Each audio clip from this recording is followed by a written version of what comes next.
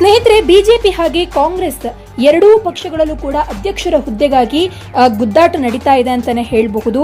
ಈ ಒಂದು ಗುದ್ದಾಟ ಅಧ್ಯಕ್ಷ ಹುದ್ದೆ ಬೇಕು ಅನ್ನುವಂತಹ ಒಂದು ಆಕಾಂಕ್ಷೆ, ಇದರಿಂದ ಹುಟ್ಟಿಕೊಳ್ತಾ ಇರುವ ಅಸಮಾಧಾನ ದಿನದಿಂದ ದಿನಕ್ಕೆ ವಿಪರೀತವಾಗಿ ಹೋಗ್ತಾ ಇದೆ. ಹಾಗಾಗಿ ಆಡಳಿತಾರೂಢ ಕಾಂಗ್ರೆಸ್ನಲ್ಲಿ ಕೆಪಿಸಿಸಿ ಅಧ್ಯಕ್ಷ ಆಕಾಂಕ್ಷಿಗಳು ದೆಹಲಿಗೆ ದಂಡಯಾತ್ರೆ ಮೂಲಕ ಹೈಕಮಾಂಡ್ ಮೇಲೆ ಒತ್ತಡವನ್ನ ಹಾಕ್ತಾ ಇದ್ರೆ, ಬಿಜೆಪಿಯಲ್ಲಿ ಗದ್ದುಗೆ ಗುದ್ದಾಟ ಒಂದ್ ರೀತಿಯಲ್ಲಿ ಬೀದಿ ಜಗಳವಾಗ್ತಾ ಇದೆ. ಒಂದ್ ರೀತಿಯಲ್ಲಿ ಬಿಜೆಪಿ ಈಗ ಮನೆಯೊಂದು 3 ಬಾಗಿಲು, ಕೆಲವರು 10 ಬಾಗಿಲು ಅಂತ ಹೇಳ್ತಾ ಇದ್ದಾರೆ. ಇನ್ನು ಸ್ನೇಹಿತರೆ, ಈ ಬಿಜೆಪಿಯಲ್ಲಿ ಏನ್ ಗಲಾಟೆ ಆಗ್ತಾ ಇದೆಯಲ್ವಾ, ಇದು ಕೇವಲ ಬರೀ ಬಣ ಬಡಿದಾಟ ಅಥವಾ ಬಿಜೆಪಿಯ ಒಳಜಗಳವಾಗದೆ ಇದು ಒಂದ್ ರೀತಿಯಲ್ಲಿ ಒಳಜಾತಿಗಳ ಹೋರಾಟಕ್ಕೆ ಕೂಡ ತಿರುಗಿದೆ ಅಂತಾನೆ ಹೇಳಬಹುದು.